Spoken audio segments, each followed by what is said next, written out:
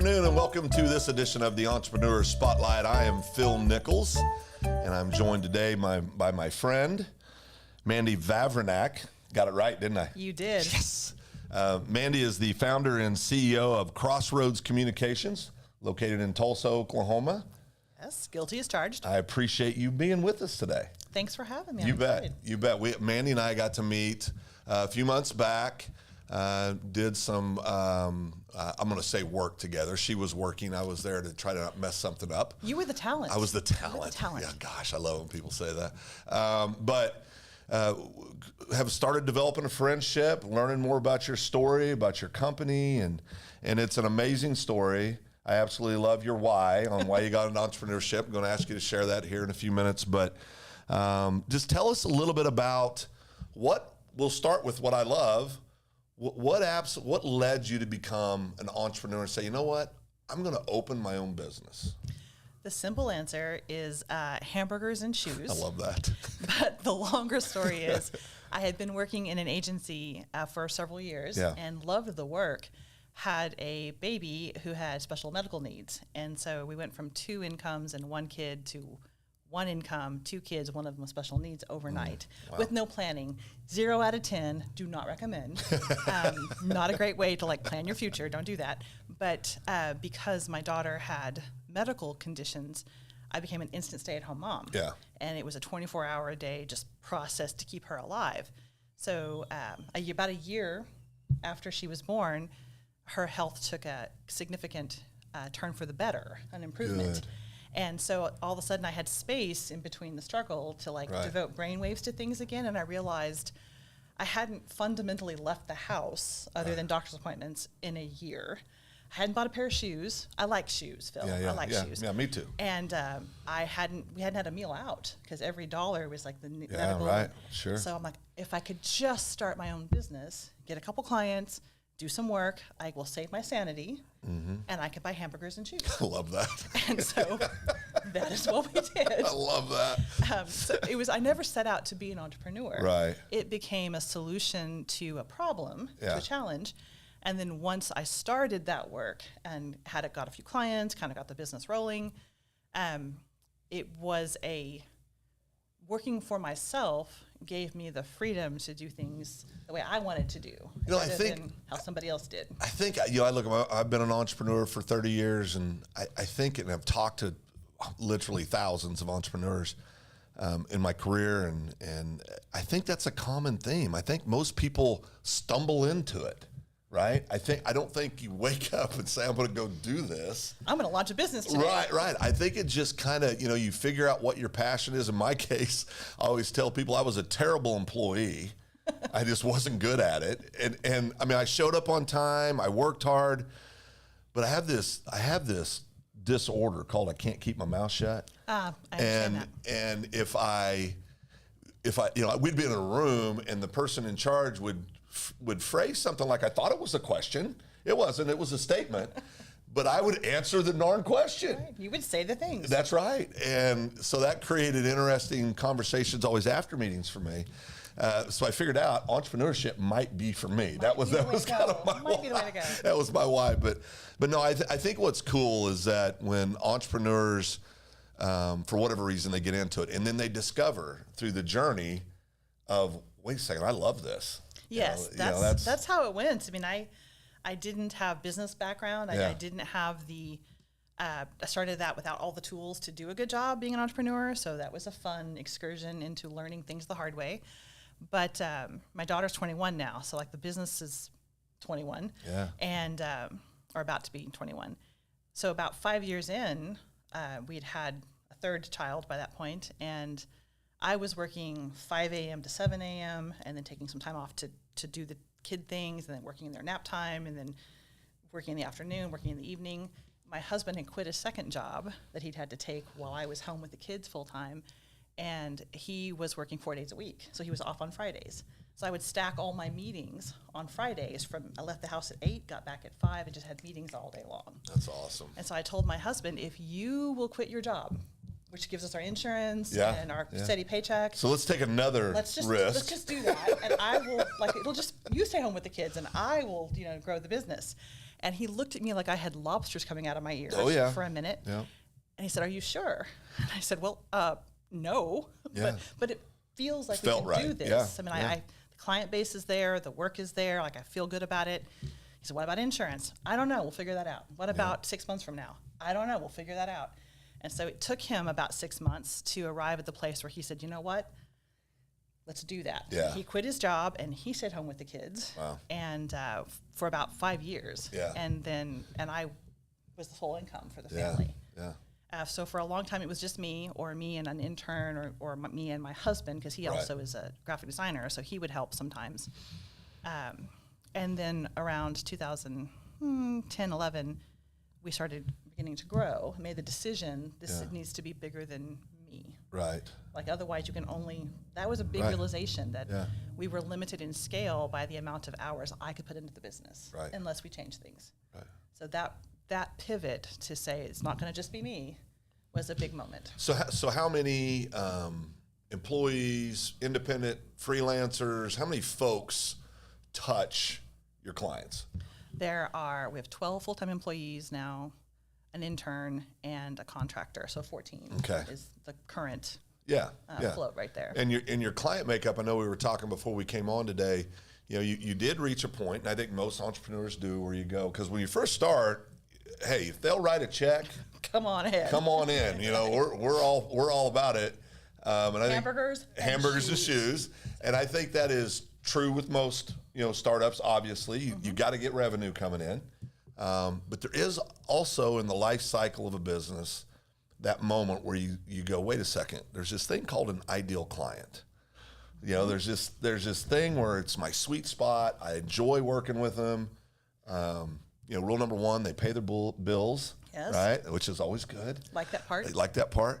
But you enjoy working with them, and creatively you align, and philosophically you align, and so about when did that hit you? When were you able to be that selective? I would say that moment was about 12 years in. Okay. So 8-9 years ago now, where we had the chance to say, you know what, I want to do work that matters in the world. Right. And the way to do that is either to do a lot of work for nonprofits and people who are making the world a better place, or doing work for companies who are doing the right things for their employees, the right things for their communities. Because I felt like I could put my time and talent, or my employees' time and talent, to work to make rich people richer, or I could put it to work to make the world better. Yeah. And if someone who's already wealthy gets wealthier in that process, as long as they're doing the right thing, I'm good with it. They've earned that. Yeah. So the companies that we choose to work with are ones that are doing the right things. Yeah. And that means that my employees get to come to work and feel like the things they do matter. It's not just another project. Right. And so we take pretty seriously the idea that if we don't do our jobs well, then the 1,400 employees at Webco or the 2,500 employees at Zico may not have their profit sharing or a job next quarter. That's part of, we do the work we do for cities for the same reason, because when you are, the work that we were working on here in Guthrie, you had needs. The city had needs that were exigent. They were urgent. And if you don't take care of those things, then you can't take care of the people. It hurts people. It hurts people. So getting that kind of work when we have to do a bond issue or a sales tax, and working to make sure that communities get the things that they need, that's work that matters. I know you've mentioned a few of your customers. You obviously work with municipalities around state, country. How big of a net do you throw with your clients? We have clients regionally. I'm like, definitely in Oklahoma, but also outside of Oklahoma. Yeah. And then some of our clients are international. Okay. So we do a lot of work that does involve dealing with other cultures, other countries, other languages. Which is a real thing. Yeah. I mean, I think it's not the same. I remember years ago, there was this is when I was still an employee, a bad employee. There were some folks came over from Canada, and you wouldn't think the culturally it would be that much different than the States, but it is. There's a difference. Yes. And we had this whole big briefing before kind of correct us. And I remember sitting there thinking to myself, why do you want me in here? I'm going to screw this up. I'm afraid of the bad employee. I'm going to say something that's going to be bad. But that's an interesting thing. Now, I'm not going to put you on the spot and say, who do you like working with the most? That wouldn't be fair to you. Please don't. No, I won't do that to you. But what I will ask you is what types, tell us kind of the different services, the different things you guys can do for your clients. Sure. I think the easiest way to describe what we do or who we do it for, I think most design agencies that are worth the name are good at design. And if they aren't, they should probably rethink what they do. Rebrand maybe. But assuming that that's true, that there are creative people and they're doing good creative work, the thing that sets us apart is that if it's hard, if it's complicated, if it's complex to understand, if it's got a long sales cycle, that's where we shine. Okay. Because we are really good at getting into the weeds and figuring out exactly how the widget that you sell changes the world. Like, what is its impact? Yeah. And then how do we talk about it? How do we showcase it in whatever format it needs to be showcased in? Because we start with the strategy and let that dictate the tactics. Okay. So that is the things I think that make us different. Yeah. So like if you are, if you have a common product, and I don't mean to denigrate anybody's product, but if it doesn't fit that kind of complicated sort of thing, or if you know exactly, if you just need a new brochure and you know what you want in it, what you want it to look like, you're just looking for somebody to lay it out. Just looking for somebody to lay it out. You just need hands. Yeah. And we're not your people. Not that I would say no to that, but I probably would. Right, because it would not be a project that would build a relationship. Most of our clients are long-term. Right. And we are a part of their strategic marketing process. Yeah. So those are the relationships we really seek out and try to build. Sounds to me like you guys really have an advisory type role. You have a seat at the boardroom. In a lot of cases. Yeah. A lot of cases. Yeah. Or at least a voice into Correct. that. Correct. But it lets us do a better job because once we know what the objectives are, then we can help design not only the pathway to get there, but the measurements and metrics so we know we got there. So what does the future hold? I think entrepreneurship is, and Crossroads in particular in marketing, the one thing that's constant is change. I mean, that's not going to be a news flash for anybody. Right. But like in marketing, basic, solid marketing strategy is strategy. Yeah. The tactics change because different platforms will arise and fall, and people respond to different types of inputs. So if you are becoming an expert in this one thing, if you are a TikTok creator today, 5 years from now, you're not going to have a job. Because it's something else going to show up. Something else is going to be the thing. So, and if you were a business putting all of your marketing eggs in email or website or LinkedIn or whatever it is, then you're going to at some point fail because the market will move on from that. You got a shelf life. It always does. Yeah. And I think that's true in any industry. So how do people stay ahead of that paradigm shift? How do you stay ahead of the next thing, right? Or at least not ahead of it, but not far behind it. Not get steamrolled by it. Not get ran over by it. I think you have to become more of a business generalist in a lot of cases. I pay a lot of attention to things that I'm not sure are common in marketing. I mean, we're watching business forecasts and marketing, like the market, not just marketing, for what's happening overseas, what's happening in our clients' markets, because what the economic forecasts in China are going to affect some of our clients, which is going to eventually affect everything else.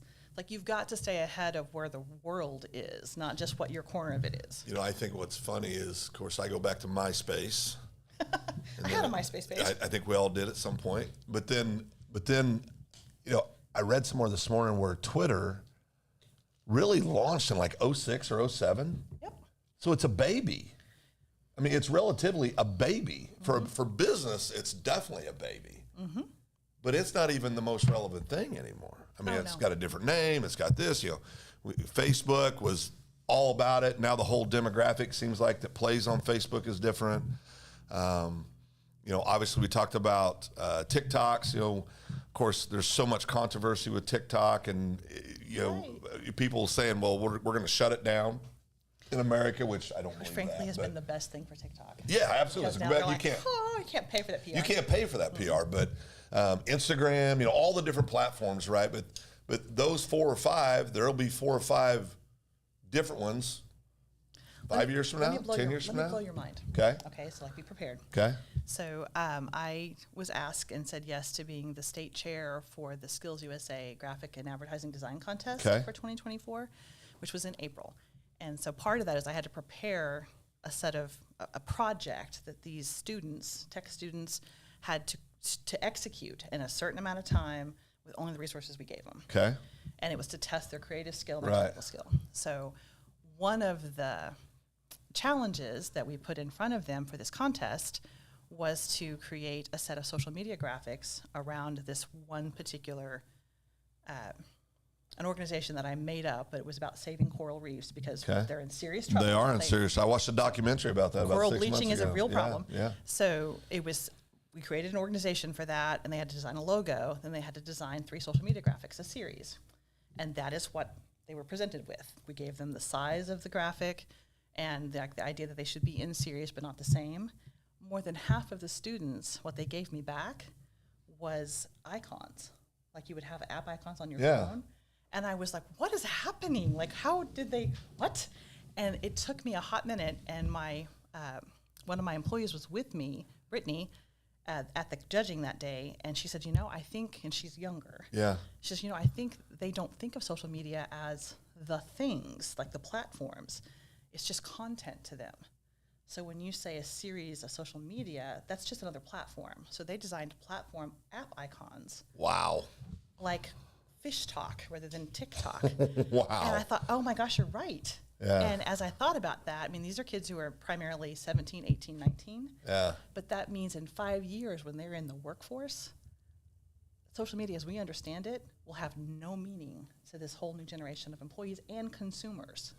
So that's how fast it'll change. The big thing right now is AI, right? Everybody's talking about it. Everybody's starting to do Chat GPT or the different 187,000 versions of that's out there. What are your thoughts on that? Okay, so you keep asking me questions I have stories for. Yeah, so I love it. I love it. I was helping a friend who was teaching a marketing class at OSU, and the assignment was to give these students parameters and have them come back with a mini marketing plan. They had 30 minutes to go think about it and then draft, like a bullet form marketing plan. 2 of the students used Chat GPT to do it. And we knew they did because their plans were exactly the same. Wow. Like to the word. And so I think the thing people have to remember is that, can it be a tool? Sure.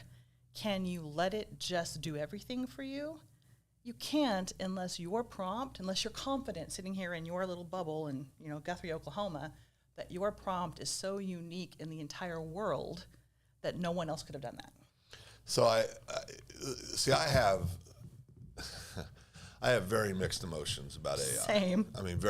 I see it and I go, wow, that's incredible. And listen, forms of AI have been around for years. What's Alexa? Yes, exactly. It's AI, but, or when you're sitting in a group with friends having dinner and you're having a conversation and you pull up your social media and all of a sudden there's all these ads about the things you were just, it's freaky, right? But my wife's a retired school teacher, and her and I, because she'll say, well, the kids, have these cell phones. I said, well, teach them how to use them for good, not bad. Why aren't we teaching that in public school? Instead of saying you can't have your cell phone out, get your cell phones out, let's teach about it. Because all this stuff's here. Right. And I think there's still I think we've missed the paradigm shift personally in what we're trying to teach the kids and when we start trying to teach them, because these things are not going away. No, they're not at all. And nor should they. We had a meeting just the other day among the writing staff. There are about 4 of us who do a lot of writing at Crossroads. And so we sat down and said, okay, what are the rules? What are we going to have as an organization for our rules and how we're going to use or not use AI? Yeah. And the way that landed was, if you're using AI to say, hey, summarize these 3 websites and tell me what you learn, or I need to research this particular highly complicated topic, go find me some places I can look at, or give great tool. So referencing, not that you can believe everything the internet tells you, but as a reference generator, so that you can at least have some basic idea of where to start. Right. Yeah, we're good with that. When it comes to actually writing content, that's the line for me. If clients could just go to ChatGPT and do it themselves, what do they need us for? So we're not going to use AI to generate content, but we are using it to help gather all of the hashtags you can find around this topic. So we have a client that part of their hiring process, when somebody submitted an application, one of the first steps is we want you to write a narrative on why you want to work for said company in this industry. And I said, you know what this is really going to tell you is who has personal integrity and who doesn't. Because if they come back the same, correct. Did it. And they said, what? And I explained it to them. They said, interesting. Like the first 20 applicants, all ChatGPT, all of them. Yep. Every one of them. They were within maybe a word or two off. I mean, it was exactly the same stuff. And so that's the danger, right? That's the danger. But there's so many cool things that can come from it, too. I feel like the danger from a societal level standpoint is that it is the lowest common denominator. Yeah. Like it will reduce everything to the most understandable lowest common denominator. Right. So you take out of society the ability to critically think, to assess, to analyze, and then reflect, that information. Yep. So I think as long as we're teaching kids, mentoring employees, et cetera, to make sure that they don't depend on it for skills that should be here, then I think you're okay. I think it's just a tool, right? Just a tool. It's a great tool. It can be a wonderful tool, but it's a tool. Yeah, it's not a crutch. So, yeah, that's right. That's right. Well, Mandy, I want to put a bow on this for the day, and what I always like to do is just ask you. There's a guy that I love, and I'm stealing this from him, who does this great podcast, and he always asks people this last question he always asks, and I think this is such a cool question. So the success you've experienced in your company, how much of it was hard work, and how much of it was luck? Okay, so I have a saying. Okay. It's like one of the mantras of my business. I'd rather be good than lucky. Yeah. Because luck runs out and you can't control it. Yeah. So I work really hard and always have. Yep. And we bring in experts I have a fractional CFO. I have a business coach because I can't know everything. Right. If we depend on what I know, we're going to fail. So we have people so that I can be good and not lucky. Right. So have I had luck? Absolutely. There's always a piece of it, Have there been moments of the universe is going to give you this gift? Timing, Absolutely. right? Timing. But there's been a lot of hard work and some choices to hire people, to bring in people who know more than I do. Yeah. So that we can be good and not lucky. I think a lot of times luck's manufactured by hard work, right? I think you create your luck a lot of times. So. Well, you create your karma, so. There's no doubt about that. Well, Mandy, thank you so much for joining us today. We really appreciate it. And keep doing the good work. We got to see it firsthand. Just so everybody knows, the project she worked on with us, where we met, it passed. So the work paid off. So we appreciate you. Really have enjoyed getting to know you more and more, and look forward to getting to know you even more in the future. And thank you for being with us. Thanks for having me. Appreciate it. You bet. Guys, join us again next time on the Entrepreneur Spotlight, where we try to bring in folks who can tell their story and share their vision of what entrepreneurship looks like.